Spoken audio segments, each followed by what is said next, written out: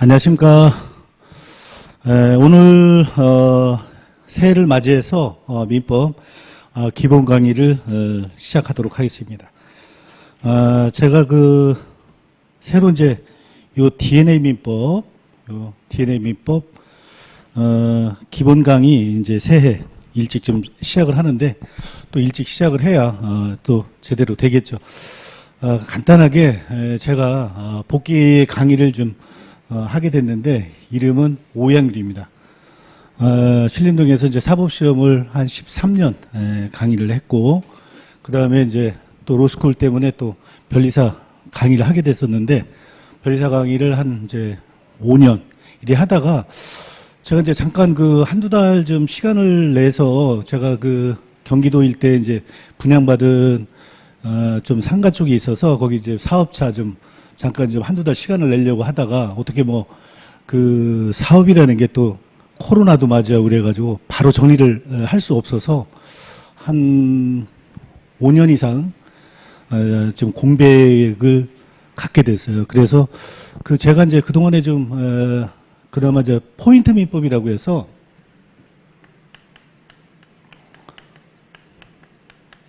포인트 민법 시리즈를 포인트 민법 기본서, 그 다음에 포인트 민법 서브노트, 그 다음에 객관식, 그 다음에 총정리 이런 식으로 해서 많이 좀 호응을 좀 얻고 있었었는데, 특히 객관식은 상당한 베스트였었죠.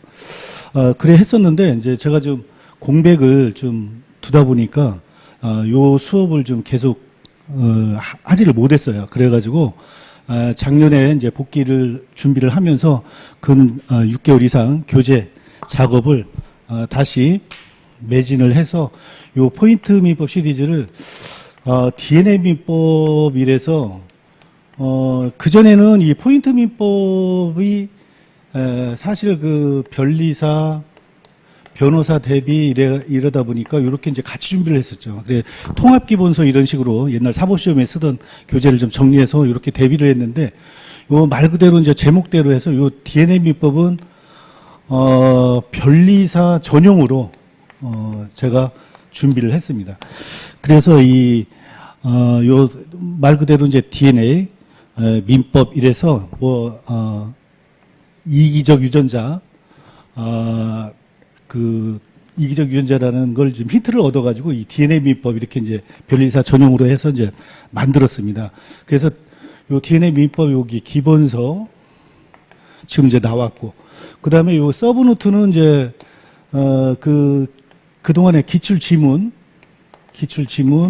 그 다음에 이제 여기 도표, 이래서 기출지문 및 서브노트 이래서 요것도 지금 나와서 지금 이렇게 같이 병행해서 수업을 하고 있습니다.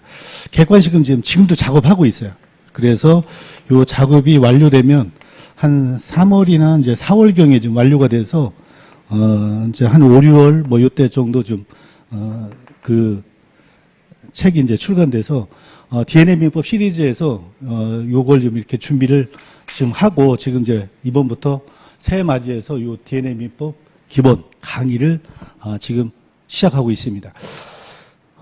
지금 제가 이 DNA 민법의 기본서를 지금 강의를 하고 있는데, 지금 이 DNA 민법 기본서라든지 모든 건 변리사 전용에 맞춰 있는데, 변리사 민법 지금 자료가 지금 준비하셔야 될 게 이제 기본서, 그 다음에 기출 지문 및 서브노트, 그 다음에 민법전, 이렇게 해서 이제 수업을 하게 되는데, 여기 출제 경향 분석이 한 20여 년 출제 경향 분석이 지금 나와 있어요. 그래서, 지금 변리사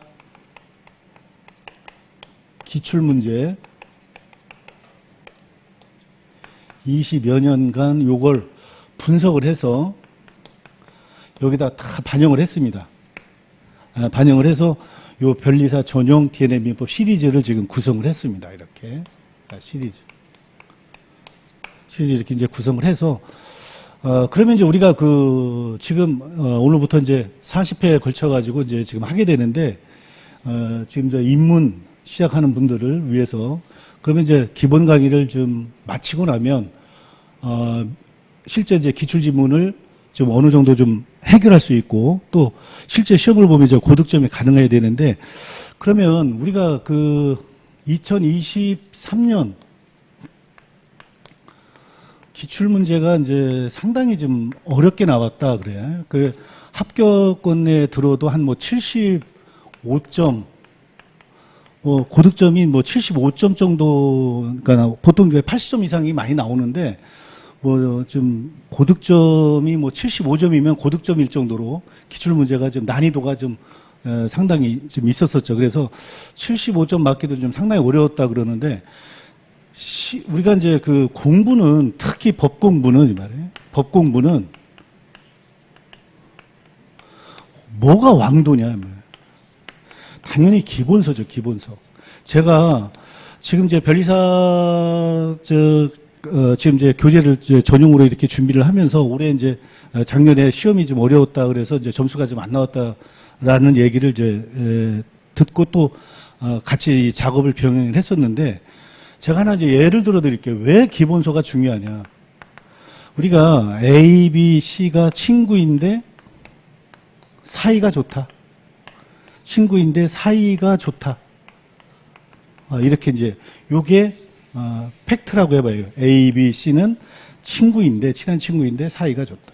뭐 친구라도 뭐 고향 친구일 수도 있고 학교 친구일 수도 있고 뭐 이런 경우인데 이게 이제 팩트이고 이게 한 원안이라고 해보자 이 말이에요. 그런데 우리가 기출 문제를 보면 A, B는 친구다. 아니면 친구가 아니다. 문제. 그 다음에 두 번째 문제. A, C는 사이가 좋다.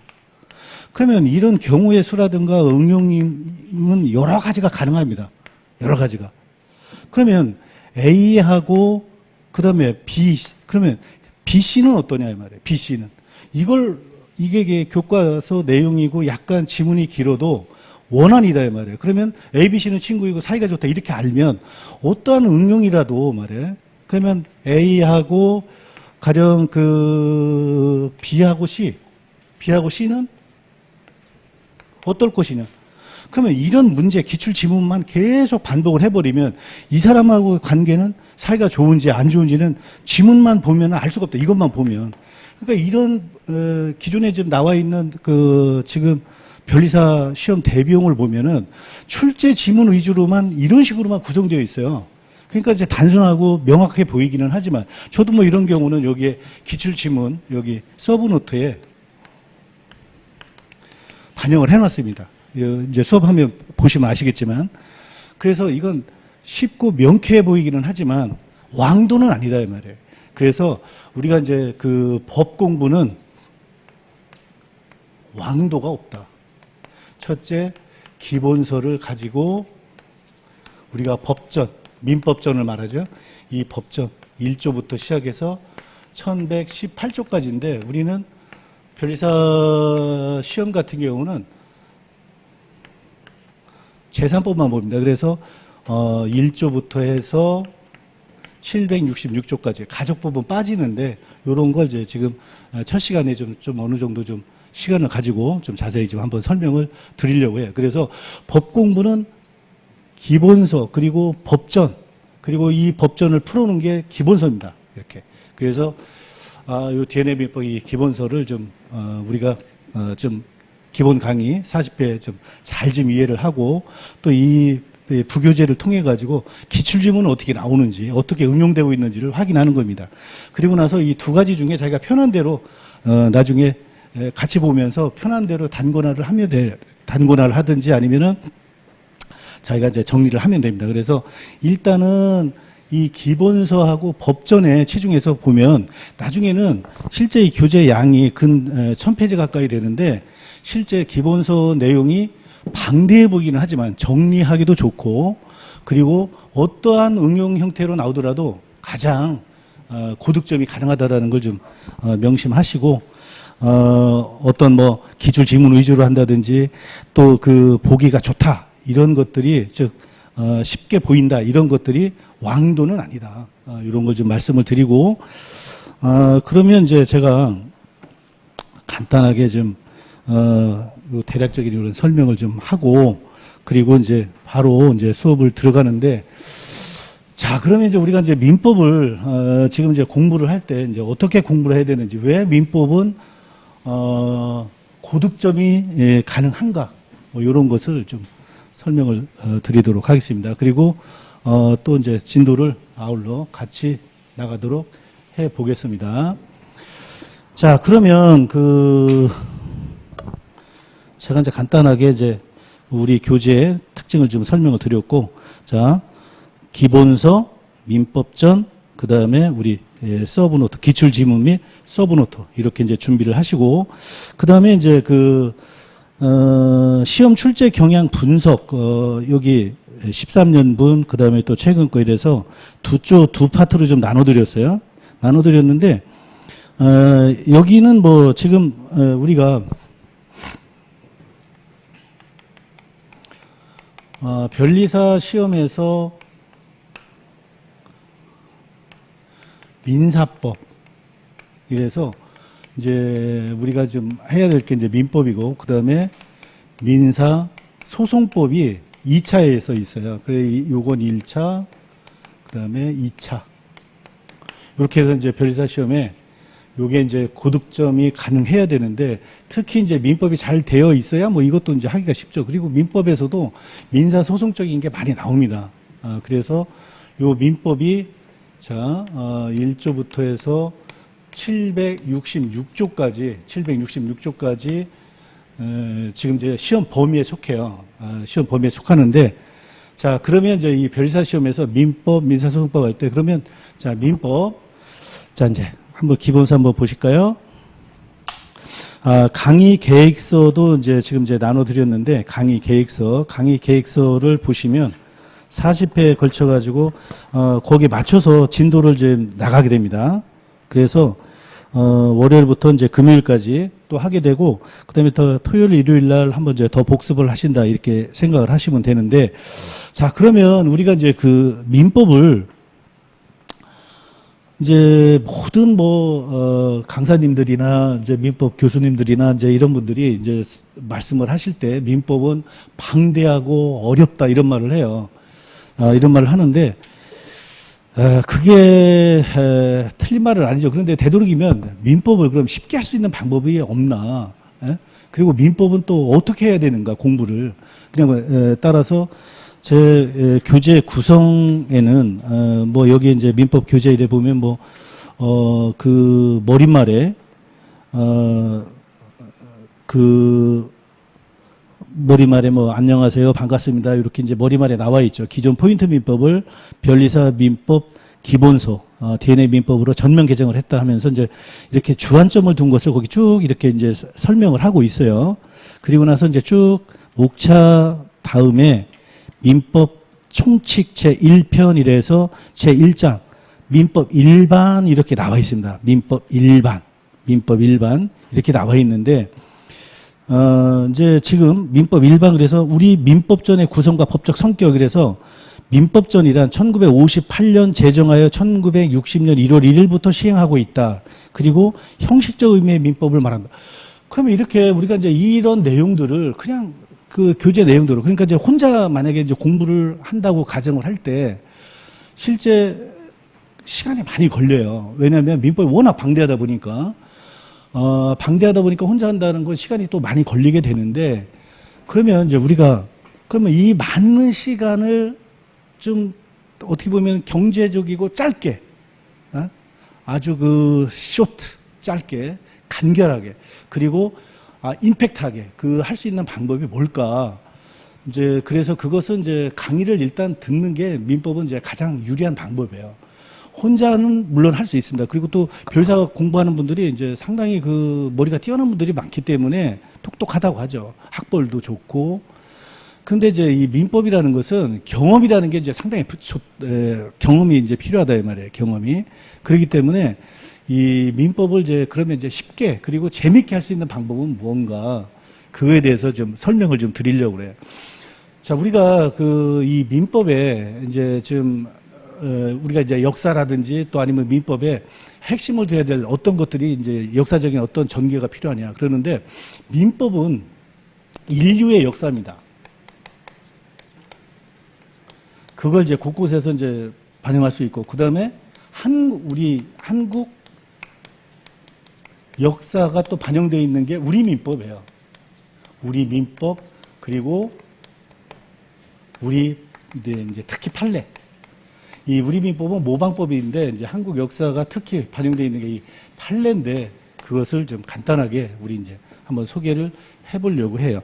자, 그러면 일단 요 민법, 여기 민사소송법 그러는데 요 민법은 우리가 시험 1차에서 봐야 될 이 민법은 실체법이라고 합니다. 실체법. 그 다음에 요 민사소송법은 절차법이라고 해요. 절차법. 요건 이제 2차에서 이제 주관식으로 하죠. 요건 이제 객관식입니다. 객관식 시험을 이렇게 봐요. 요 객관식 사실문항. 사실문항을 보는데 그 출제 빈도표를 보시면 아시겠지만 우리 민법 시험에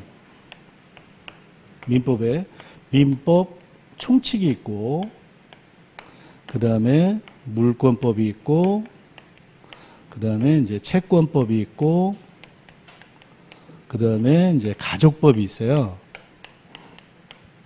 가족법은 이제 친족간의 친족법, 그 다음에 이제 상속법, 상속법이라고 해요. 가족법을 합해서. 근데 이제 요건 일단 이제 시험법이 아니죠. 요 민법 총칙 1조에서부터 184조까지, 물권법이 185조부터 해서 372조, 그 다음에 채권법이 373조에서 766조, 여기 가족법이 이제 767조부터 해서 1118조까지 이렇게 있는데 일단 요거 이제 시험 범위는 여기서 이제 일단 빠지고 실제 이제 재밌기는 가족법이 재밌는데 일단 요거 이제 일단 빠집니다. 자, 요 물권법과 이제 채권법 요게 재산법이라고 그래요. 이게 이제 가족법이라고 하듯이 이건 재산법. 그리고 요 민법 총칙은 여기에 있는 공통된 원리를 여기서 반영을 하는 겁니다. 이제 축출을 해서 이게 독일식 판덱텐식이라고 그래요. 판덱텐식이라고 하는데 이렇게 총칙이 들어가 있는 게 상당히 좀 공통된 걸 뽑아서 그걸 정리를 한 거기 때문에 좀 까다롭죠. 근데 이 민법 총칙, 근데 이제 그 변리사 시험에 그러면 이제 여기 변리사 시험에 민법은 대체적으로 민법 총칙 10개에서 12개, 여기서 10개에서 12개. 그 출제 빈도표를 보면 그래요. 그 다음에 물권법도 이제 마찬가지입니다. 한 11개, 이것도 뭐 10개에서 12개, 뭐 이렇게 생각하면 돼요. 그 다음에 이제 채권법이 나머지 16개 정도. 그래서 이제 24개, 24개, 그 다음에 40개, 이렇게 나오죠. 40개. 그 다음에 이제 여기에 이제 다분히 또 케이스도 들어갑니다. 그래서 그 출제 빈도표에 보면 그 13년분이 있고 이제 나머지 거기 보면 최근 것도 따로 해놨는데 거기에 케이스를 이렇게 정리해요. 케이스, 이 파트에서 케이스가 나온다. 그래서 변리사 시험 같은 경우는 20년간 그동안 이제 분석을 해보면 이 범위에서 이제 나오게 되는데 민법 개론이라고 해요. 원래 민법 개론하면은 문제를 좀 개론이라고 하면 좀 쉽게 내야 되는데 대체적인 거, 또 상식적인 거. 근데 실제 그 변리사 시험이 역사도 길고 또 그 출제위원들이 이제 특히 뭐 법대 교수라든가 로스쿨 교수라든가 이런 분들이 변리사 응시생들을 뭐 자기 어떻게 보면은 그 제자나 이런 사람 생각하듯이 그렇게 생각하는 게 아니에요. 상당히 좀 뭐 약간 터부시한다고 해야 되나요? 아니면은 좀 이렇게 얼마나 알아? 이네들이 얼마나 알아? 이런 생각을 갖는 경우가 좀 꽤 있어요. 그러다 보니까 이제 실제 출제가 뭐 이렇게 어떤 때는 좀 수월하게 그냥 이렇게 나는 경우도 있는데 또 어떤 때는 굉장히 좀 어렵게 냅니다. 그래서 일단은 어렵게 나오든 쉽게 나오든 일단 민법은 고득점이 나와야 된다. 그래서 그러면 이제 민법 총칙, 물권, 채권 이래가지고 이렇게 이제 출제가 이렇게 이제 나오는데 그러면 자 출제는 뭐 이렇게 해서 이제 케이스 이런 걸 이제 일단 우리가 이제 주목을 하고 그러면 실체법 그랬어요. 실체법. 요거 이제 절차법, 실체법 이랬어요. 자, 우리 그 교재에서도 실체법이라는 우리 민법에 실체법 이런 말이 나오는데 16페이지 기본서 16페이지에 보면 맨 위에 이에 실체법으로서의 민법 이런 말을 하고 있어요. 실체법으로서. 그러면 별사 시험에서 민법이 실체법이다 그랬어요. 그럼 실체법은 뭐고 또 여기 절차법은 뭘까? 그래서 요 실체법 요거에 대해서 좀 간단하게 설명을 합니다. 자, 우리가 가장 중요한 건 이제 일단 법전, 법전을 한번 보시면 216조를 한번 볼까요? 자, 법전에 이제 2차 시험장에 들어가시면 또 이렇게 법전도 이제 나눠주고 하는데 이 민법에 자 216조를 한번 보시면 이런 말이 나왔어요. 인지사용 청구권 그러니까 인지라는 것 이웃에 이웃에 있는 토지를 사용을 청구한다 이런 말이에요. 216조 한번 법전 이 법전의 이제 조문도 한번 이제 우리가 계속 찾아가면서 공부를 하게 되는데 왜냐면 이제 법전이 가장 기본이 되기 때문에 우리 여기 민법전은 민총에서 여기 그 채권까지는 다 있고 요 가족법은 시험 범위에 속하는 게 아니기 때문에 그냥 우리가 이제 좀 필요하다 중요하다 우리 실제 상황이라서 그래서 그런 경우는 이제 넣어놨어요. 뭐 시험에 나와서 넣어놓은 게 아니라 좀 우리가 좀 중요하다 싶은 건 이제 넣어놨는데 216조 인지사용 청구권을 보시면 216조 1항 토지 소유자는 경계나 그 근방에서 담 또는 건물을 축조하거나 수선하기 위하여 필요한 범위 내에서 이웃 토지의 사용을 청구할 수 있다. 그러나 이웃 사람의 승낙이었으면 그 주거에 들어가지 못한다 그래놓고 이항 전항의 경우에 즉 전항이라는 건 1항을 말하는 겁니다.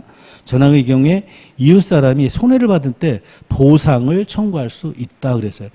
그 216조 인지사용 청구권에 이제 216조 인지사용 청구권 이웃 토지를 사용하자고 요구한다 이 말이에요.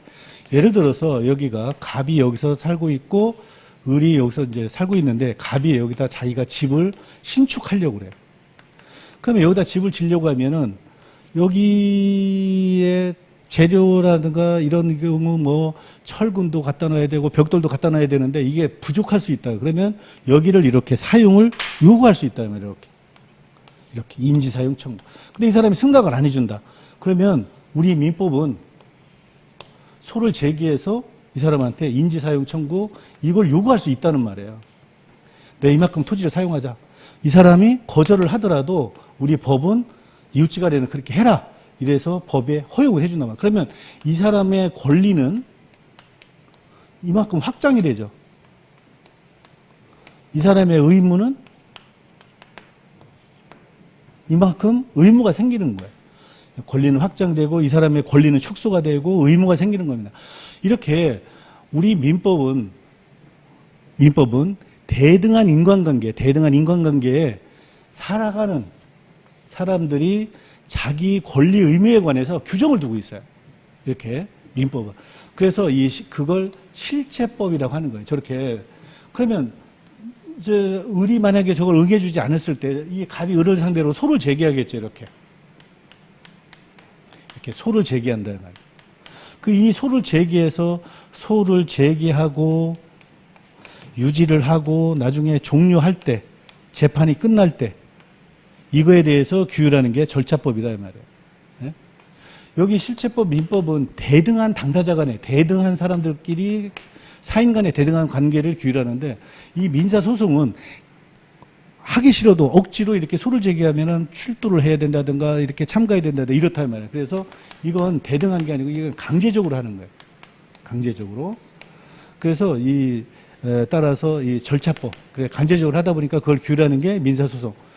그 다음에 또 이 실체법에 또 가령 이제 그 형법이라는 게 있는데 가령 형법 같은 경우는 형법은 뭐 죄를 지었다 말이에요. 지금 뭐 안타까운 일이 이제 발생을 했는데 가령 뭐 지금 야당 대표 이재명 대표를 뭐 피습하는 사건이 발생을 했어요. 그러면 이제 형사적으로 이제 뭐 살인 고의가 있다든가 해서 살인죄라든지 뭐 이런 걸로 해서 살인 미수로 해서 이제 처벌을 하겠죠. 그러면 그러니까 형법이 있으면 그걸 실천하는 게 형사소송법입니다. 이렇게. 그래서 그런 어떤 권리 의무에 관해서 규정을 두는 게 실체법이고 그것을 실현하는 게 절차법이에요. 그래서 자, 우리는 이 실체법에 대해서 이제 규정을 두고 있는데 이 민법은 우리 인류 역사와 같이 이렇게 생긴 거예요. 뭐 우리가 고조선의 팔조근법이 있고 뭐 이런 식으로. 그다음에 이제 우리는 특히 이제 일본법을 통해 가지고 이제 우리가 요걸 이제 개수를 해서 받아들여서 이제 지금은 이제 우리가 이제 상당히 판례가 이제 형성이 되어 있어요. 형성이 되어 있는데 자, 그러면 이제 우리가 이제 지금 우리 민법 요 민법이 이제 우리 그 역사를 또 이제 우리가 이제 쭉 한번 이렇게 이제 검토를 해야 되는데 자, 그러면 일단 민법 여기 실체법 이걸 간단하게 지금 이렇게 설명을 했죠. 그래서 이런 것을 규율하는 게 민법이다.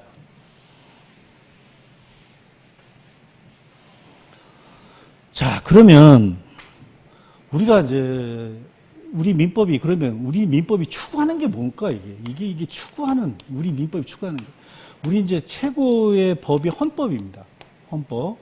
헌법의 10조에 보면 헌법 10조에 보면 인간 존엄 행복 추구권이 나와 있어요. 인간 존엄 행복 추구권. 이게 최고 원리예요. 그리고 우리가 살아가는 목적이고 최고의 이념이기도 합니다. 우리 민주주의 국가에서 헌법. 그러면 인간 존엄 행복 추구권을 실현하는 걸 보통 사적 자치라는 말을 많이 써요.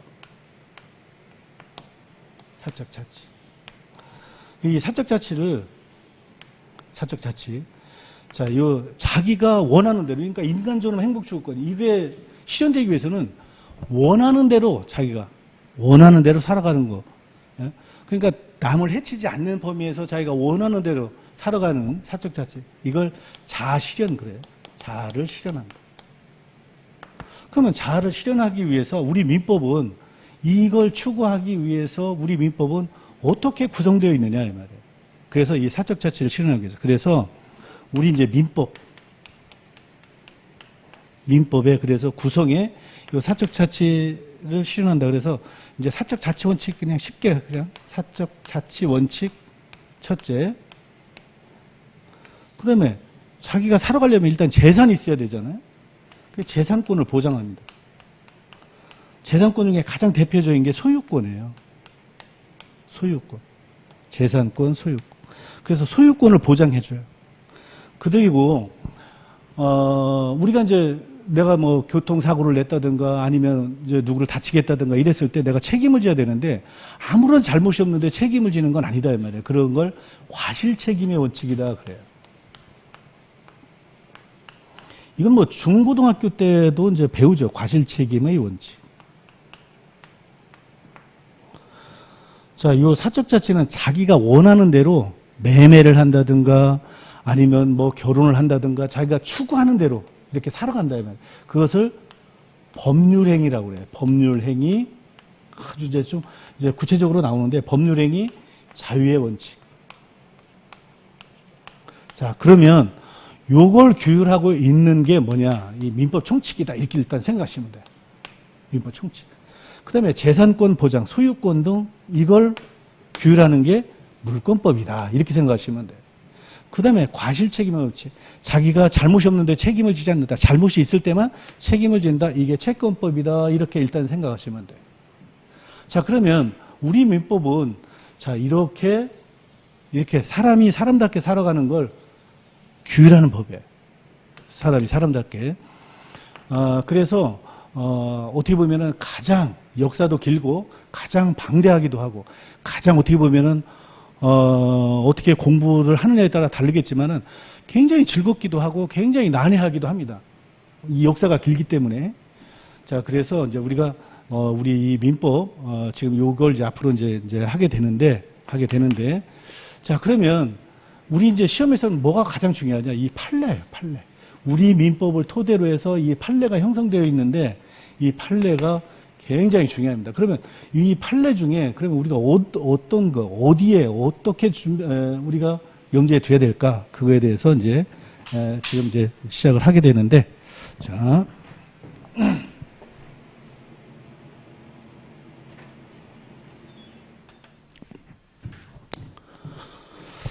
자, 그러면 이제, 우리 이제 민법에서, 한번, 간단하게 실제법이라는 걸 이제 말씀을 드렸고, 자, 그러면 이제 기본서에 와서 제1장, 민법 일반 이랬는데, 그 다음에 이제 부교재로 나와 있는, 법전 말고 부교재로 나와 있는 DNA 민법 기출 지문 및 서브노트가 나와 있죠. 그래서 제가 이제 일일이 이 서브노트 같은 경우는 이제 지금 제가 이렇게 강의하고 수업하고 한 내용들이 이렇게 이제 일목요연하게 이렇게 이제 정리가 되어 있으면서 그다음에 이제 쉽게 복습이 되게끔 되어 있어요. 그리고 이 앞부분은 뭐 크게 이제 어려운 내용이 아니고 그냥 정리했다 이렇게 생각하시면 되는데 뒤에 가면 갈수록 어려운 것은 그림으로 그려져 있어요. 그림으로. 그래서 이제 제가 강의를 하면서 이제 제일 주안이 두는 게 어려운 것일수록 그림으로 좀 쉽게 이해하려고 하고 있어요. 그림. 자, 우리가 기본서나 법전은 글로 되어 있습니다. 근데 이제 우리가 지금 부교재 서브노트는 기출지문 및 서브노트는 그림이 어려운 거일수록 그림이 포함되어 있어요. 그래서 제가 이제 가장 좋아하는 이 강의를 하면서 가장 좋아하는 문구가 뭐냐면 시마루빈의 시마루빈이라는 사람이 있어요. 우리 기출지문 및 서브노트 부교재의 맨 앞에 보면은 표지 맨 앞에 보면은 시마루빈의 글귀를 거기다가 좀 차용해서 쓰고 있는데 글은 그 표지에 있죠. 표지에 보면은 좀 하단 부분에 글은 사람을 생각하게 하지만 그림은 사람을 느끼게 한다 그랬어요. 그래서 글은 법전이든 기본서든 생각을 해야 됩니다. 생각. 이 생각이 또 쉽게 뭐 이렇게 잘 정리가 되는 것도 아니에요. 어려울수록. 그래서 그림을 활용한 겁니다. 그래서 이 그림은 상당히 좀 우리가 좀 디테일하게 좀 구성을 하려고 하고 있는데 그래서 이 서브노트에 이 그림을 해놨는데 일부러 여러분들이 뭐 판서를 한다든가 굳이 그럴 필요 없어요. 그냥 서브노트 거기 같이 이래 보시면서 그 파트는 어떤 문제가 나오느냐 그거에 다 기출지문 및 서브노트 부교재에 나와 있어요. 그래서 같이 한번 여러분들이 제가 이제 처음에는 이 기출지문 및 서브노트 이것을 처음에는 이제 만들 구성을 안 했는데 자꾸 수업을 하다 보면 판서하는데 이제 치중하는 수험생들이 많이 있어요. 그래서 그러지 말고 그냥 판서하는 대신 서브노트나 또 기출지문 이런 경우가 옆에 나와 있으니까 그것을 이제 참조해서 이렇게 보시면 공부에 상당히 이제 많이 도움이 될 거다 해서 요 시마루빈 요 분이 이제 작가인데 퓰리처상 수상집 이렇게 수상 작가들의 사진첩을 만들고 이렇게 또 퓰리처상과 상당한 관련이 있는 작가예요. 그래서 시마루빈이 글은 사람을 생각하게 하지만 그림은 사람을 느끼게 합니다. 그래서 느끼게끔 하기 위해서 이걸 만드는 거예요. 느낀다. 직감적이죠. 직접, 직감, 직관. 이렇게. 느낀다. 반대로 이제 한예종의 양정무 교수라는 분이 저도 이제 유튜브에서 그걸 이렇게 봤는데 반대로 그분은 그림, 유명한 뭐 레오나르도 다빈치라든지 이런 사람의 미술을 그분은 읽어드려요. 읽어드립니다. 이렇게. 제가 이걸 보고 참 뭔가 통한다 이런 느낌을 많이 받았는데 우리는 법전, 기본서 이걸 생각하는 걸 그림으로 느끼게 하는데 여기 유명한 어떤 명화라든지 이런 것은 그림으로 나와 있단 말이에요. 그것을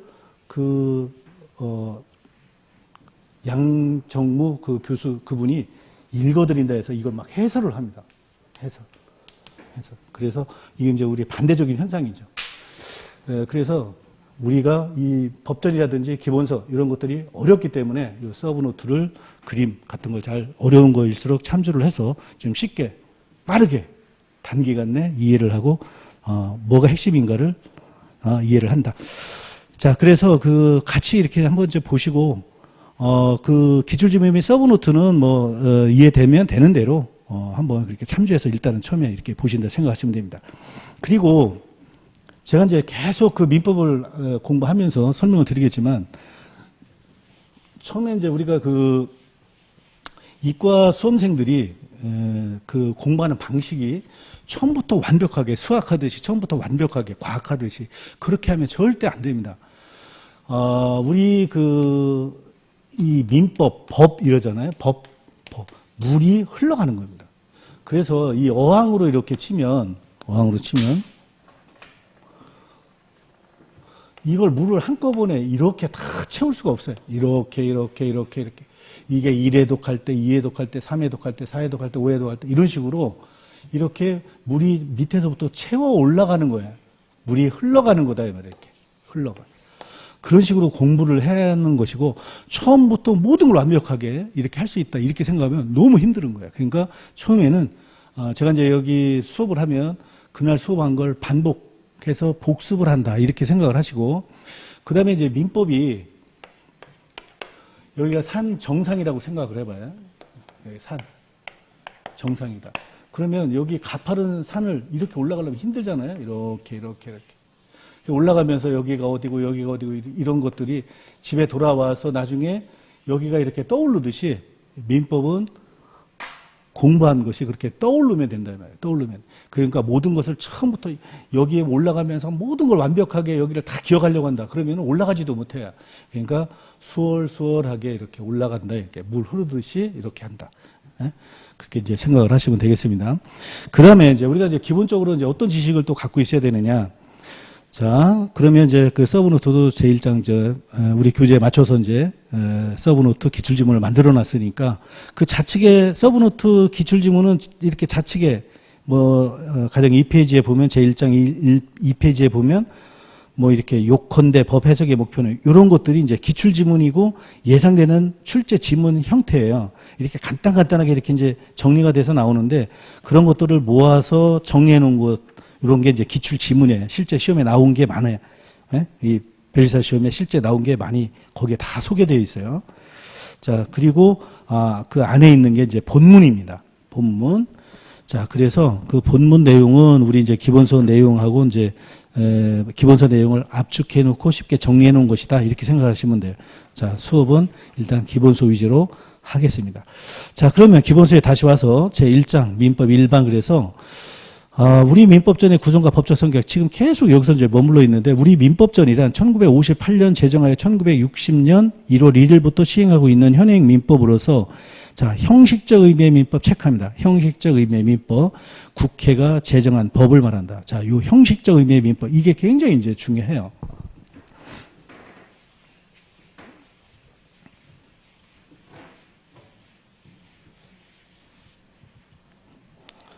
우리가 이제 그 모든 법하면 형식적 의미, 실질적 의미 이런 말을 써요. 헌법도 형식적 의미의 헌법, 실질적 의미의 헌법 이런 식으로 쓰듯이 민법도 마찬가지다 이 말이에요. 민법도. 자, 형식적 의미라는 건 우리 이 민법전 자체를 말합니다. 국회가 제정한 민법전 자체. 민법전을 말하는 거예요. 국회가 법을 만들죠? 국회가 만든 거예요. 자, 실질적 의미의 민법이라는 건 우리 시험은 이제 여기에서 이렇게 이제 출제가 되는데, 물론 여기도 이제 형식적, 실질적 이러면 대부분이 다 겹쳐요. 이게 형식적, 이게 실질적 하면 대부분이 다 겹칩니다. 그 민법은. 근데 이제 겹치지 않는 부분이 있다, 이 말이에요. 그래서 형식적 의미의 민법전, 우리가 국회가 제정한 건데, 자, 그러면 이제 이걸 일단 이해하기 위해서는, 그리고 또 실제 시험은 이제 그걸 바탕으로 한 판례가 나온다고 그랬죠. 판례. 거의 뭐 40문항이 판례라고 생각하시면 돼요. 거의. 그러면 이 민법전이, 자, 우리가 이제 그 1945년도에 해방이 됐어요. 그리고 일제시대 때 1910년에 한일 합방돼서 1945년. 자, 그러면 이제 해방이 됐고 1948년 정부가 수립되고 1950년 6.25 전쟁이 나죠. 그리고 이제 1958년 이렇게 요게 이제 지금 민법전이 만들어지고 1960년부터 이제 우리 민법이 시행됩니다.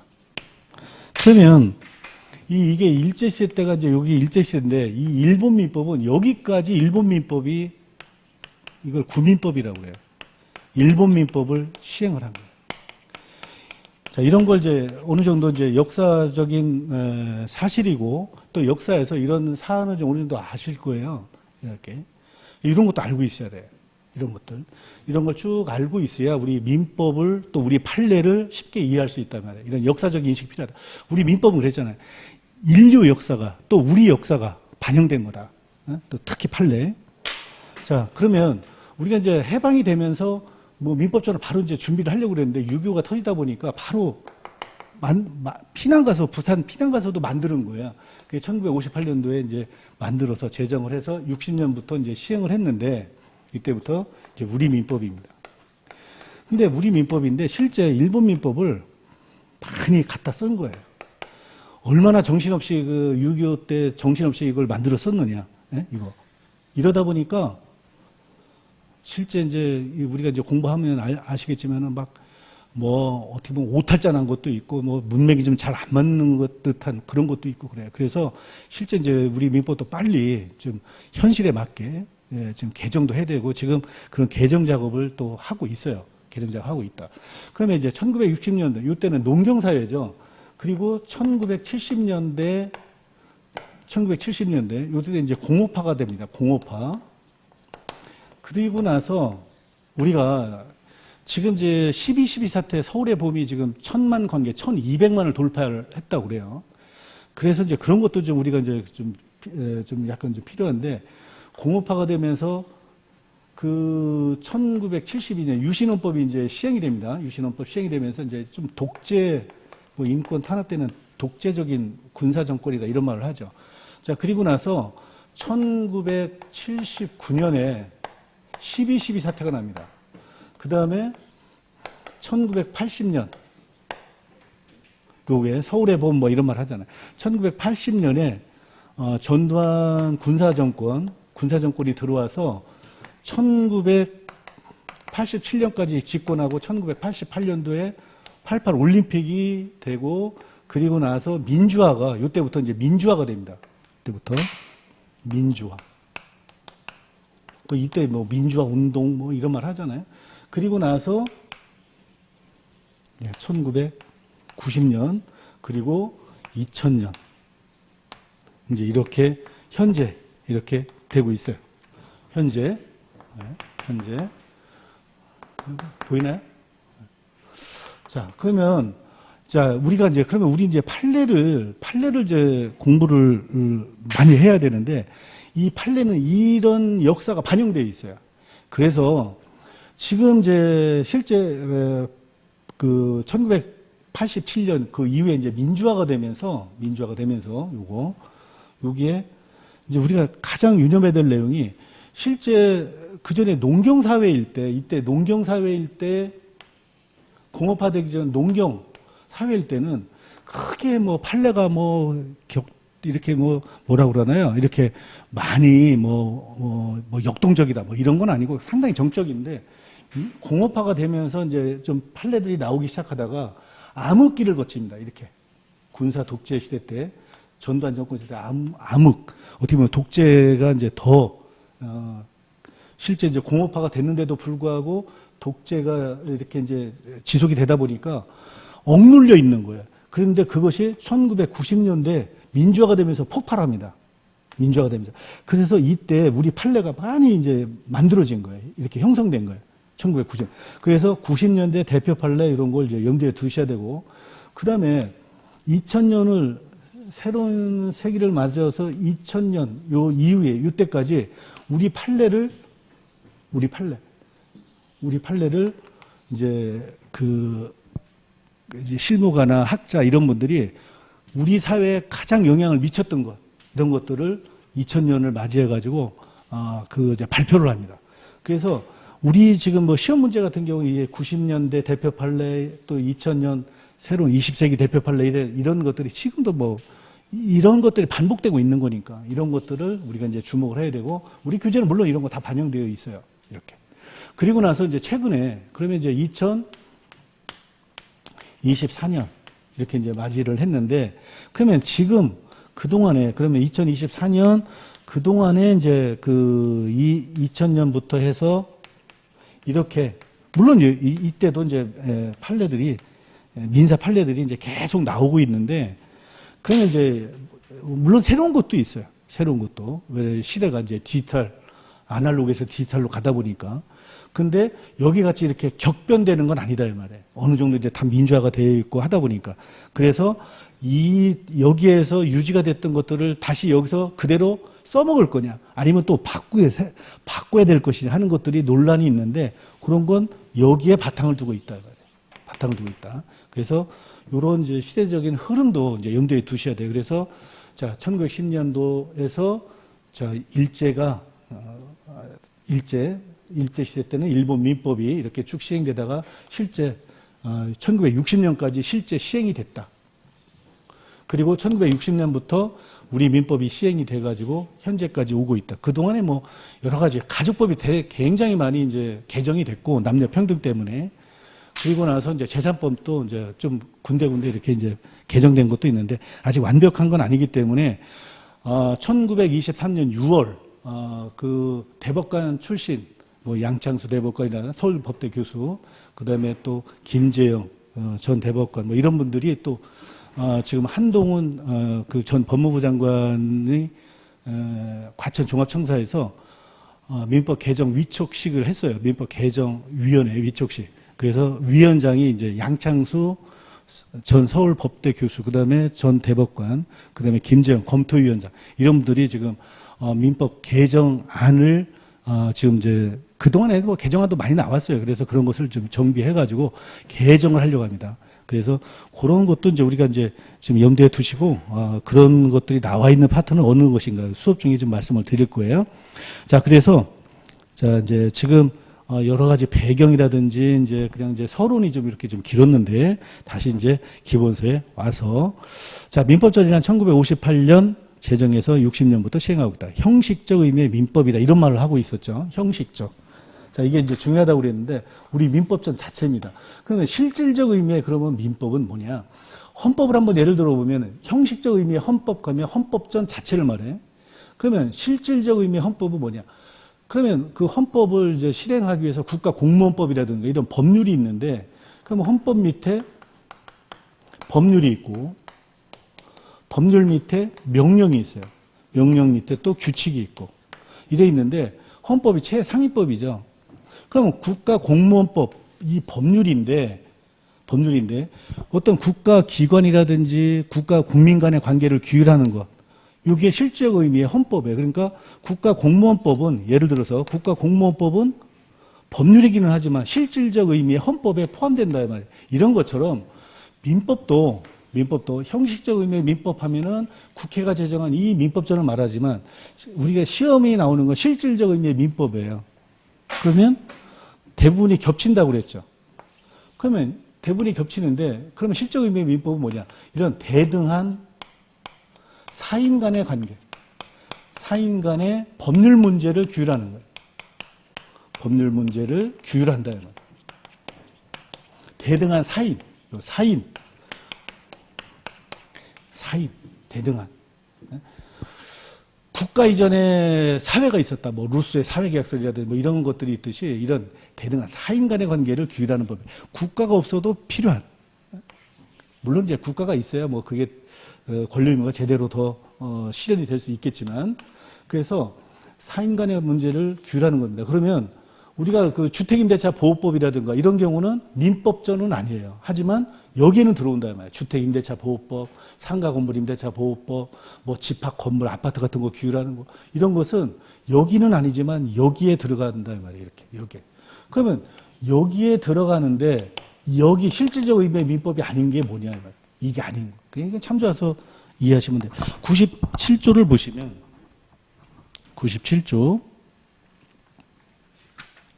우리 민법전에 97조를 보시면 이렇게 제5절 벌칙이라는 말이 나와있어요. 벌칙.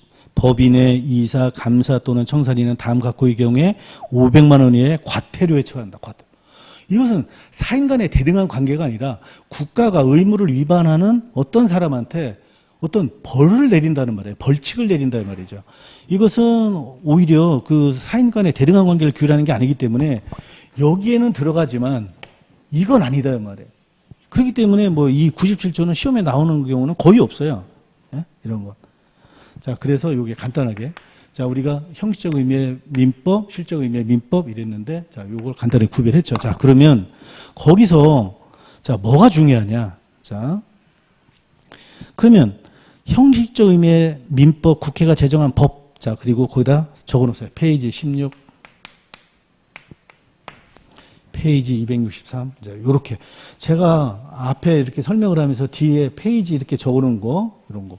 요건 물론 이제 그 서브노트나 거기 부교재 이제 같이 그런 것들이 이제 반영되어 있는데 일단 이제 그건 이제 부교재는 이제 참조해서 필요할 때만 또 보고 우리 이제 기본서 법전을 이제 위주로 이제 수업을 하게 되는데 16페이지를 한번 보세요. 16페이지 먼저.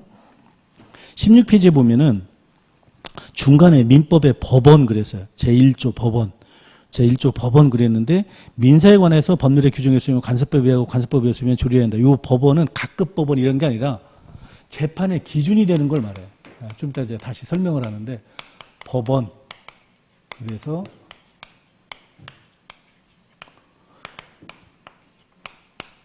재판 기준. 자, 어떤 분쟁이 아까 우리가 인지사용 청구권을 했듯이 어떤 분쟁이 생겼다 말이에요. 어떤 사건. 그러면 여기다 법을 적용합니다. 그리고 나서 재판을 하게 돼요. 이게 이제 변증법, 정반합, 뭐 이런 말을 하는데 그러면 요 법을 적용하는데 이렇게 적용하는 것, 재판의 기준이 되는 것, 이런 것을 법원 그러는 거예요. 그런데 거기에 일단 체크하셔야 될 게 뭐냐면 의의가 나와 있어요. 법원이란 재판관이 재판할 때 재판의 기준이 되는 걸 말하는데 즉 민사에 관한 적용 법규를 말한다. 한편 법원이라 하면 자 체크합니다. 실질적 의미의 민법의 존재 형식. 그러니까 실질적 의미의 민법을 말한다. 형식적 의미의 민법만 들어가는 게 아니라 실질적 의미의 민법. 실질적 의미의 민법. 그러면 사인 간의 대등한 관계를 규율하는 거라면 헌법이든 법률이든 명령이든 규칙이든 이렇게 이제 상하 관계가 있기는 한데 여기에 사인 간의 대등한 관계가 있으면 다 재판의 기준이 된다는 말이에요. 그러니까 굉장히 광범위한 거죠. 니은 1조 법원은 185조의 물권 법정주의에서 말하는 법률 중 형식적 의미, 이건 또 여기는 형식적 의미의 민법과 구별된다. 물권법에서 다시 서술한다 그랬는데 그게 페이지 263이에요. 페이지 263. 자, 263페이지를 한번 보시면 263페이지에 185조 물권 법정주의 그래서 이제 물권법 시작하는 조문인데 물권은 법률 또는 관습법에 의한 외에는 임의로 창설하지 못한다 그랬어요. 거기에 2번 내려와서 중간에 형식적 의미의 법률을 말한다. 여기서 말하는 법률은 국회가 제정한 형식적 의미의 법률을 말한다. 1조 법률의 의미가 실질적 의미의 법률과 차이가 있음에 유의할 것. 그러니까 중요하니까 이렇게 유의하라 이런 말을 하고 있죠. 우리가 아까 우리가 이제 인간 존엄 행복 추구를 하기 위해서 우리 민법을 이렇게 이제 시행하고 있는데 이렇게 민법을 만들어 가지고 시행하고 있는데 거기에 보면은 인간 존엄 행복 추구를 하기 위해서 사적 자치라든지 뭐 재산권 보장, 그다음에 뭐 과실 책임의 원칙 이랬는데 이 민법은 시민혁명 이렇게 불란서 시민혁명 1789년 1700 시민혁명 이게 이제 시민혁명 그러죠. 부르주자 시민혁명 그러는데 여기에서 뭐 대의제라든지 이래가지고 그 전에 이제 이 왕조 시대 왕권을 견제하기 위해서 대의제가 만들어져요. 이때 시민혁명이 일어나면서 이제 그 시민 계급이 가장 자기네들이 지키고 싶었던 게 뭐였냐면은 재산입니다. 재산권 보장이에요. 그러면 자기가 재산권을 보장하기 위해서 세금이라든가 이런 걸 자기네들의 대표기관인 그 국회, 우리나라로 치면 그래서 대의제도를 채택을 한 거예요. 그래서 자기 재산을 이 왕이 함부로 자기 명령에 의해 가지고 그 시민 계급이 축적한 재산을 뺏어가지 말아라.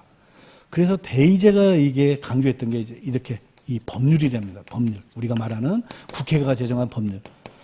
그래서 그 185조는 재산권을 지키기 위한 아주 그 핵심적인 조항인데 재산권을 지키기 위한 그 재산권을 지키기 위해서 국회가 만든 법률에 의해서만 내 재산을 뭐 징발한다든지 아니면 제한한다든지 뭐 세금을 낸다든지 이러한 의미로 강조한 거예요. 재산권을 지키기 위해서. 그래서 굉장히 역사적 의미가 있고 이런 걸 뭐 외우려고 하는 게 아니라 어떻게 보면 이해를 해야죠. 그죠? 185조에서 말하는 이 법률은 국회가 제정한 걸 말한다. 그냥 뭐 이렇게 그 두루뭉실하게 뭐 그런 것을 이렇게 뭐 여기 명령은 대통령 명령이라든지 옛날로 치면 왕의 명령이란 말이에요. 또 그 부령, 장관의 부령 이런 걸로 의해서 제한하지 않겠다 이 말이에요. 제한하지 않겠다.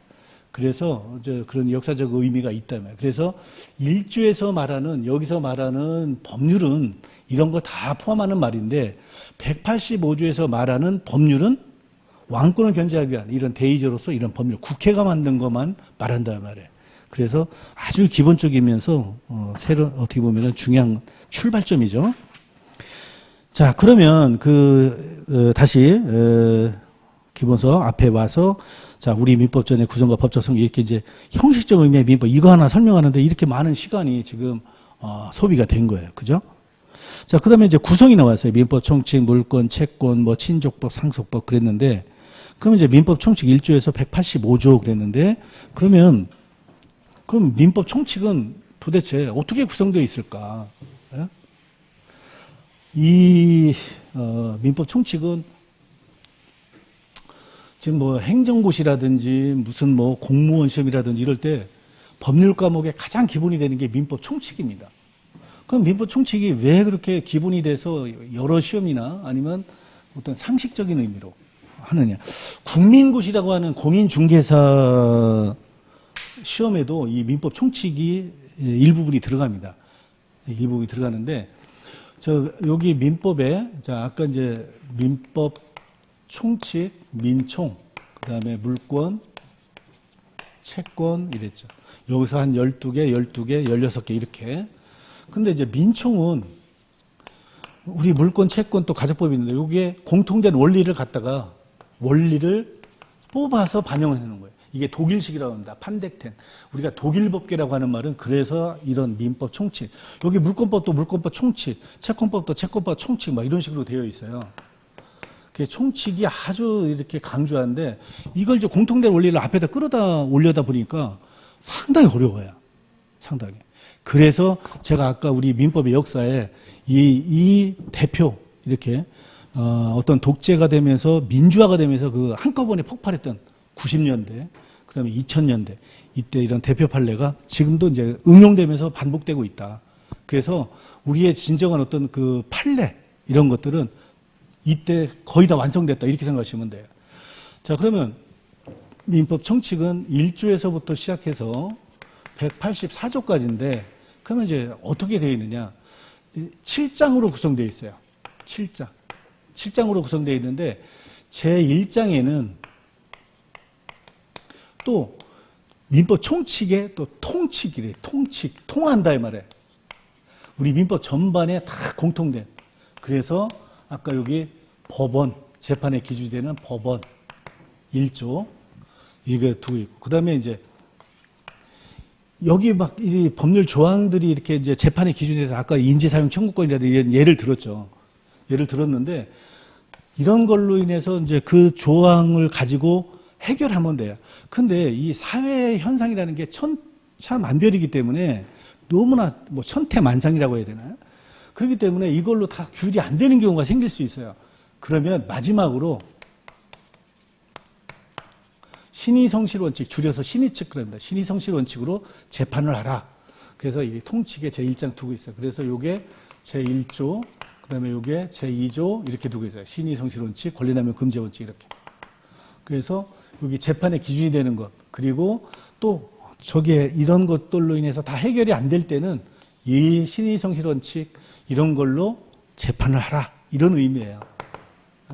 굉장히 좀 추상적인 내용인데, 그 다음에 이제 제2장. 우리가 이제 사람 하면, 사람, 자연인. 이렇게 살아 숨쉬는 자연인. 그 다음에 법인.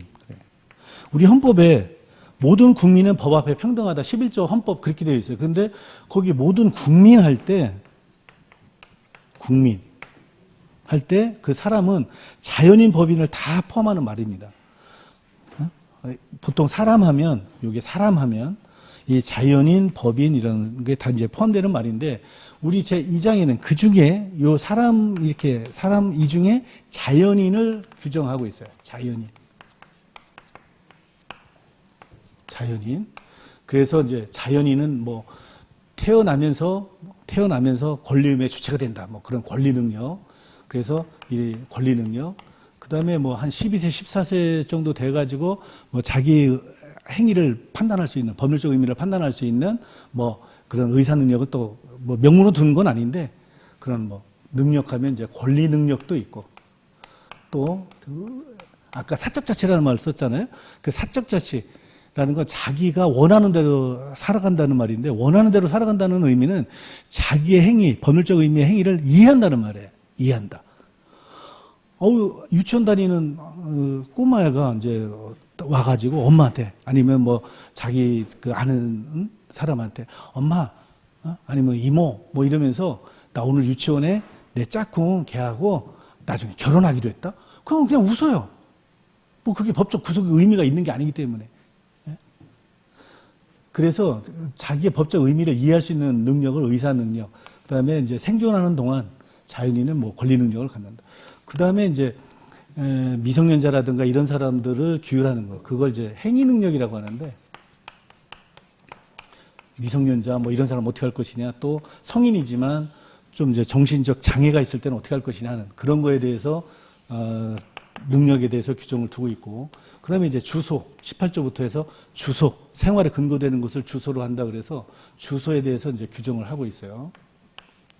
그리고 이제 그 사람 자연인이 자기 주소지를 떠나서 재산이 방치되어 있다든가, 또 우리가 실종된다는 말을 쓰죠. 이렇게 부재와 실종됐을 때, 그러면 실종됐을 때 사람이 심장이 멈춰가지고 죽으면 뭐 상속이 된다든가 등등 이러는데, 그냥 사람이 어디 있는지 알 수가 없어요. 그러면은 나머지 가족의 배우자라든가 이런 사람이 재혼을 해야 된다든가 아니면 상속을 해야 된다든가 하는 거, 그런 것을 해결해 주기 위해서 부재와 실종에 대해서 규정을 두고 있단 말이에요. 그래서 이 자연인에 관해서는 3조부터 해서 여기 실종까지 30조 이렇게 자연인에 관해서. 그리고 이제 이 법인에 대해서 또 규정을 두고 있는데 그게 제 3장이에요. 이 법인은 국가가 법률로서 만드는 거예요. 국가가. 그래서 국가를 공법인이라고 하는 거예요. 근데 이 국가는 헌법 영역이나 이런 데서 하는 것이고, 우리는 대등한 관계를 말하기 때문에 공법인이 아니고 사법인을 말합니다. 사법인. 그래서 31조 이하의 사법인에 대해서 규정을 두고 있단 말이에요. 사법인, 개인. 그래서 사단법인, 사원으로 구성되는 사단법인, 그 다음에 재산으로 구성되는 뭐 재단법인, 이런 거에 대해서 이제 규율을 하고 있어요. 31조부터. 이렇게. 공법인은 헌법적 영역에서 다루는 거예요. 국가. 이렇게. 31조. 그러면 이제 법인이 어떻게 만들어지고 어떻게 활동하고 어떻게 소멸하느냐. 해산 청산에 대해서 규정을 두고 있다. 우리가 이제 지금 뉴스에 태영이라는 건설회사, SBS의 어떤 그 모태기업이죠, 모태기업. 태영건설이 뭐 지금 워크아웃에 들어갔다 뭐 등등 뭐 이런 말을 하고 있는데 그런 걸 이제 영리법인 그래요. 영리법인은 상법에서 규율합니다. 상법. 우리는 이제 비영리, 여기 민법에서는 비영리, 법인에 대해서 사단법인, 재단법인 이렇게 이제 두고 있는데 영리법인이라든가 이런 경우는 상법에서 규율해요. 상법은 굉장히 어떤 그 탈법을 막기 위해서 상법을 굉장히 엄격하게 아주 자세하게 뭐 주식회사라든지 이런 걸 규율하는 게 상법이에요. 이건 특별사법, 우리 민법은 일반사법. 그러니까 실체법 이랬죠. 그 다음에 일반사법. 상법은 특별사법입니다. 특별사법. 무슨 사법? 특별사법. 그렇기 때문에 상법이 이렇게 상인이라든가 이렇게 영리법인 같은 경우는 민법에 우선해서 적용되는 거예요. 이렇게.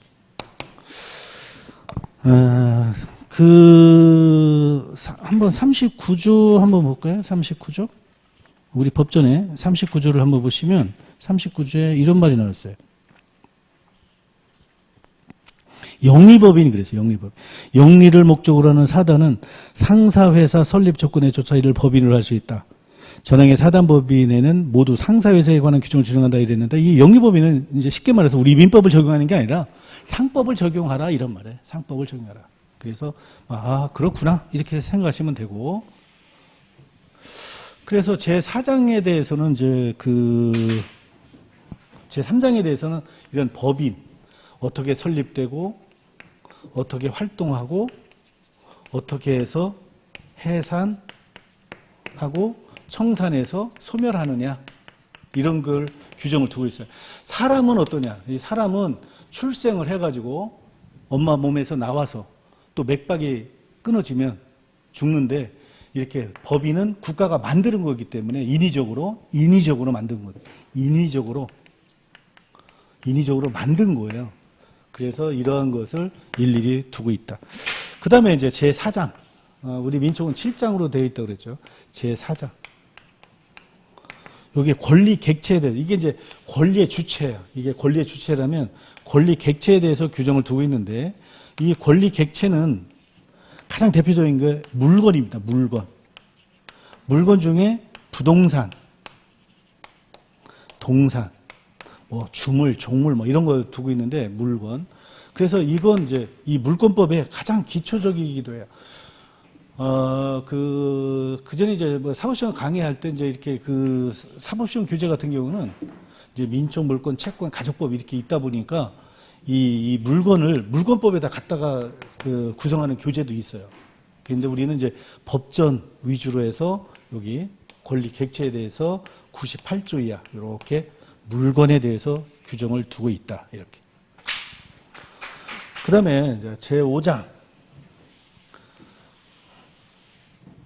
자, 요거 지우기 전에 우리 이제 민법의 역사, 우리 민법의 판례를 잘 이해하기 위해서는 90년대, 2000년대 이때 우리 판례가 정말 이때 이제 구축을 한 거예요. 구축을 이렇게 어떻게 보면 완성을 했고 그게 지금 전개되고 있다. 수정되면서 아니면 유지가 되면서 그래서 저렇게 이제 만들어지고 했던 것들이 지금 나오는 전환합체 같은 경우는 그걸 유지를 할까? 아니면 좀 바꿔볼까? 막 이런 고민을 빠져 있어요. 근데 아무튼 기본은 저때다. 자, 그 다음에 제5장. 제5장. 제가 이렇게 독립적인 이제 지금 목차를 잡고 있는데 이게 법률행위라는 거예요. 법률행위. 우리는 그냥 극단적으로 이런 말 하죠. 야, 사회는 남자와 여자로 구분되어 있어. 남자, 여자. 뭐 이런 식으로. 그러면 이 민법은 뭐냐? 민법을 딱 구분해봐라 그러면 법률 행위와 그 이외 이렇게 나눌 수 있어요. 세상은 남자와 여자로 구성되어 있다라고 한다면 민법은 법률 행위와 법률 행위 이외 이렇게 나눠져 있다 이 말이에요. 근데 중요한 건 이 법률행위예요. 이건 아까 우리 헌법의 최고 이념은 인간존엄과 행복추구권이라고 그랬는데, 인간존엄과 행복추구, 이 법률행위. 그러면 인간존엄 행복추구라는 건 자기가 하고 싶은, 남을 해치지 않는 범위에서 자기가 하고 싶은 걸 원하는 대로 하는 거예요. 자아를 실현하는 거예요. 자아. 야, 너 이거 해. 이게 아니라 내가 하고 싶어서 하는 거예요. 그걸 법률행위라고 한다는 거예요. 물론 법률적 효과를 의도하는 행위예요. 모든 사람의 행위가 이게 아니라 법률행위인 것도 있고 아닌 것도 있는데, 그러면 자아 실현을 한다. 근데 그 이외, 자, 내가 어디 데이트를 하러 가려고 하다가 사고를 냈어요. 차를 끌고 가다가. 아니면 뭐를 타고 가다가, 사고가 났다. 그러면 내가 원하지 않아도 책임을 져야 돼요. 법률행위 이외입니다. 그러면 우리가 자유주의 국가에서는 자기 책임의 원리가 반영한다. 자기가 원해서 책임을 지든 아니면 자기가 잘못이 있을 때 책임을 지든. 그래서 법률행위와 법률행위 이외. 그래서 이 법률행위는 매매 같은 걸 생각하시면 됩니다. 법률행위 하면 매매, 법률행위 하면 매매 이렇게 생각하시면 돼요. 그러면 법률행위 이건 거기에 의사표시라는 게 있어요. 내가 의사를 표시하는 대로 의사표시 이렇게. 이 의사표시 개수가 있어요. 개수. 의사표시 하나만으로, 두 개만으로, 여러 개로. 그러면 하나만으로 하는 걸 단독행위라고 해요. 이게 이제 바로 나옵니다. 이제 나중에. 그 다음에 두 개 의사표시 합치로 하는 걸 계약, 매매 계약 이렇게. 그 다음에 여러 개 같은 방향으로 하는 걸 합동행위라고 해요. 나중에 다시 나옵니다. 자, 단독행위, 계약, 합동행위. 근데 다 이건 법에 정해져 있어요. 단독행위, 유언 같은 경우, 합동행위, 사단법인 설립행위라든지 이렇게. 근데 요거. 보통 그래서 법률행위 자유의 원칙을 우리가 중고등학교 때 계약자유의 원칙이라고 하는 거예요. 이렇게, 계약자유의 원칙. 그걸 여기서 이제 규정하고 있는 거예요. 그거 어마어마한 거죠. 네? 법률행위. 그러니까 민총, 물권, 채권, 가족법. 우리가 혼인 같은 경우도 원해서 하는 거 아니에요? 약혼도 원해서 하는 거 아니에요? 유언도 원하는 대로. 이런 식으로. 그걸 일괄해서 규율하는 게 법률행위다. 이 말이에요. 그래서 법률행위도 총칙이 있어요. 여기도. 반사회적 법률행위는 무효다, 폭리행위 무효다, 이런 식으로. 그리고 이 총칙 안에 105조에 이제 105조 한번 볼까요? 이게 사적 자치를 여기 법률행위 사적 자치 아까 그랬죠. 인간존엄 행복주의 사적 자치를 나타내는 거. 그 조항이 있다고 하는데 간접적으로 그게 105조예요. 105조. 근데 그렇게 중요한 게 이렇게 이제 어떻게 보면은 좀 허술하게 이렇게 되어 있는데 앞으로 이제 민법을 개정하게 되면 이 사적 자치라는 거 이런 지금 제가 강조했던 그 내용을 통칙에다 갖다 놓으려고 그래요. 통칙. 아까 우리가 법원 실의성실 원칙 거기 통칙 앞에다. 그러면 105조를 한번 나중에 다시 해야 되겠지만 105조를 보시면 이런 말이에요. 임의 규정. 원래 규정, 규율 이런 경우는 임의 규정이 있고 강행 규정이 있어요. 그 나중에 다시 하는데 법률행위 당사자가 법령 중 선량한 풍속 기타 사회 질서에 관계없는 규정과 다른 의사 표시를 할 때는 그 의사에 한다. 이게 무슨 말이냐면은 남을 해치지 않고 또 사회 질서와 관계없는 이런 경우는 자기가 원하는 대로 국가가 보장해 주겠다 이 말이에요. 그게 사적 자치를 강조하는 거예요. 사적 자치를 강조하는 거다. 그게 이제 여기에 사적 자치 강조하는 거예요. 특히 105조에 이제 그게 나와 있어요. 이렇게.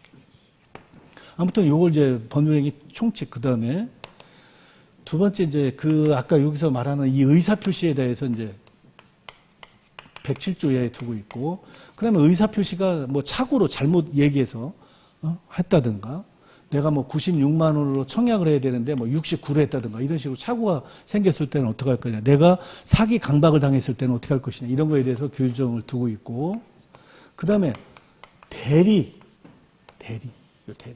요 대리라는 거 114조 이하에 이제 두고 있는데 자, 이 사적 자치라는 건 자본주의 국가에서 사적 자치 회사의 사장이 모든 걸 다 할 수는 없어요. 그럼 다른 사람을 통해서 자기 재산을 불려간다든가 영역을 넓혀가는 거죠. 그래서 이 대리라는 것, 이런 경우는 사적 자치를 확정하는 거예요. 예? 맥도날드라든지 뭐 등등 이런 것들이 전 세계적으로 글로벌 하죠. 그런 것들은 이런 법리를 활용하는 것이다, 이 말이에요. 예? 그 다음에 이 법률행위라는 거, 자기가 원하는 의사표시를 하는 거죠. 이게 우리가, 야, 그건 무효야. 아니야, 그건 취소야. 이런 말을 하죠. 그 무효 취소에 대해서 규정을 두고 있어요. 그게 137조 이하에 두고 있어요.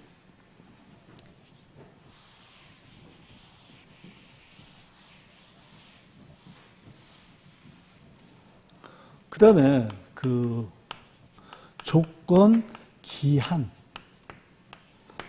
이런 것들은 나중에 이제 채권법에서 더 구체적으로 뭐 387조라든지 이런 데서 이제 확정기한, 불확정기한 막 이런 식으로 이제 나와 있는데 조건, 야, 너 시험에 합격하면 내가 뭐 사줄게. 너 졸업하면 뭐 해줄게. 뭐 이렇게 그런 걸 붙이는 걸 조건 기한이라고 그래요. 조건 기한. 내가 몇 월 며칠 날 너한테 많은 결혼 기념일에 뭐 해줄게. 뭐 이런 식으로. 그래서 조건 기한 이런 걸 규율하고 있어요. 147조 이하에. 그래서 법률행위의 총칙, 의사표시, 대리, 무효, 취소, 조건, 기한 이런 걸 두고 있고 제6장에는 기간에 대해서 두고 있어요. 요거하고 잘 구별해야 돼. 기한하고 기간은 어떠한 차이점이 있는지. 요 기간은 일정한 시점부터 일정한 시점까지 시간의 경과예요. 시간의 경과. 여기서부터 여기까지. 이게 시작점. 이게 종료점. 종료점. 내가 돈을 빌리는데 뭐 3개월 후에 갚을게 할 때 3개월 언제까지 갚아야 되느냐 이렇게. 그런 기간에 대해서 규정을 두고 있어요. 이것은 원래 그 민법은 사인 간의 대등한 관계를 규율하는 법인데 공법 영역, 뭐 국가공무원법이라든지 아니면 뭐 행정규칙, 행정명령, 세금을 부과한다, 강제 징수한다, 처벌한다 이런 어떤 그 공법 영역에는 합치하지 않는데 어떤 사람 가령 이제 가령 뭐 징역 3년에 처한다. 라고 할 때 그 형을 집행한다든가 하는 게 이제 검사가 하는데 그 날짜 계산을 잘못하는 경우도 생겨요. 그래서 이 기간은 사법뿐만 아니라 다른 특별한 말이 없으면 공법에도 적용된다. 우리 판례에서 이제 문제됐던 게 뭐냐면 국방 의무를 실현하는데 이제 그 언제까지 뭐 어디에 소집을 한다 말이에요. 근데 이 사람이 이제 갑자기 뭐 아픈 거예요. 뭐 식중독에 걸려서 뭐 의식을 잃었다든가 뭐 이랬을 때 요거 그랬을 때도 이제 이 공법 병역 이런 거 할 때 날짜 계산하는 거 이런 것도 다 적용이 되기 때문에 이 기간 제가 그 대전 그 특허청 그쪽에서 한번 그 민법 좀 강의 좀 해달라고 그래가지고 이 민총 요거 이제 이렇게 했는데 이런 거 좀 강의하니까 굉장히 좀 좋아하시더라고요. 이렇게 기간. 그 다음에 마지막으로 제 7장 162조 이하에 우리가 뭐 술값 같은 경우 뭐 1년간 안 갚으면은 뭐 안 갚아도 된다 뭐 이런 말 하잖아요. 그런 걸 소멸시효라고 그래요. 소멸시효. 그 시효제도에서 두고 있는데 우리가 시효는 뭐 공소시효, 형해시효 뭐 이런 공소시효 막 이런 말 들어봤죠. 공소 제기할 수 있는 그 기간. 그래서 우리 민법에서는 시효를 소멸시효. 이건 소멸하는 거예요. 그 다음에 취득시효. 이건 취득하는 거예요. 내가 남의 토지를 오랫동안 경작했다 그러면 그 토지가 내게 될 수 있어요. 그런 걸 취득시효로 그러는데 이건 물권법에서 두고 있어요. 그 다음에 이 소멸시효는 우리가 민총에서 두고 있다. 그게 162조 이하에 두고 있고, 이 취득시효는 이제 245조 이하에 두고 있는데, 자, 그래서 이제 민법 총칙 전체를 한번 일괄해서 봤습니다. 이제 쉬었다가 이제 쭉 한번 이제 교재를 쭉 한번 이제 읽어보겠습니다. 한번 확인해 보겠습니다. 쉬었다 하겠습니다.